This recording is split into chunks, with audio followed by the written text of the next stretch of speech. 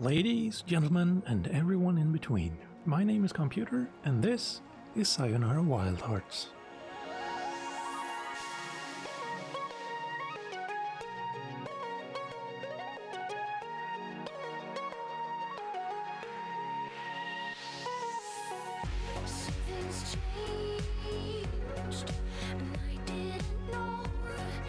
I thought it would be nice to show off a game about a broken but still fighting heart today, here on Valentine's Day. Let's first talk about the game itself before I gush too much about the story, the art style and the music. It is a rhythm game with a large amount of quick-time events. Thankfully you can handle all QTEs with the same button, so you don't have to worry about that. But let's talk about the art. It is utterly sublime, and I am still continually surprised by how much some studios can get from so little. It looks absolutely beautiful and yet somehow still plays well on smartphones. Actually, I should add some more adjectives in there, I think. Amazing, astonishing, impressive, overwhelming, stunningly, and lovely.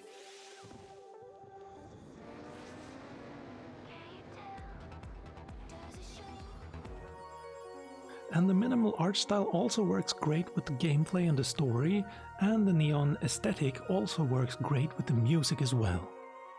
Speaking of the story, you play a nameless woman who has had her heart broken and then has to navigate a sometimes overtly trippy landscape to collect and unite an arcana of tarot cards. My personal interpretation is that she is battling through the representation of all her past loves in an effort to regain her own strength, forgive and move on. And I find it especially symbolic that the way forward safely is always to go where the hearts are. Follow the hearts. Now for a few negative thoughts. It has an absolute ton of flashing and strobing lights, and I do not recommend that you play this if either you or someone else in the room has epilepsy. I also had quite a few frame skips happen as I was playing the game on my main PC, which should never happen with a game that is also available on smartphones, and worse, it almost always happened just as a QuickTime event was occurring, which would kill me. The difficulty of the game also ramps up rather sharply after the first few levels, as they introduce and incorporate more and more mechanics.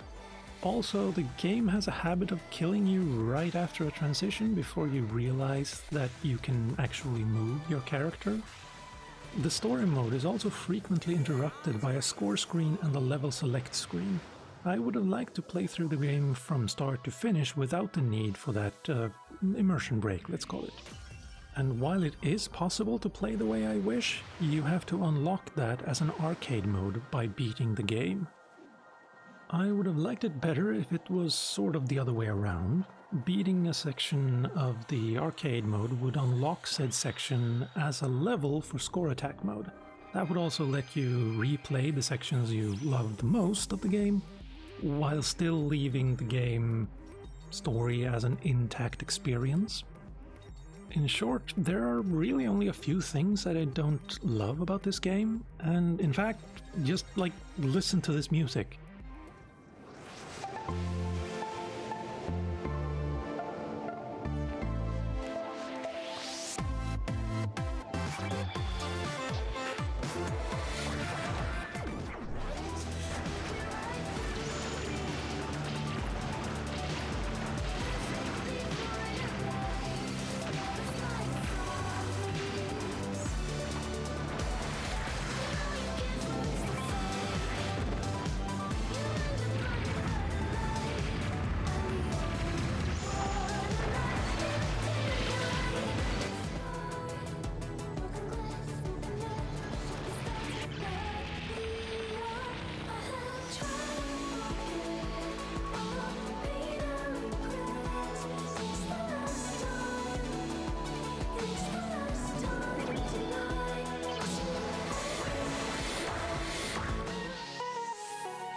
In conclusion, ladies, gentlemen, and everyone in between, I have been Calmputer, and this has been Sayonara Wild Hearts. I recommend checking it out, and if you are unable to do so, I'd suggest taking a listen to the soundtrack. Thank you for watching, and I'll see you next time.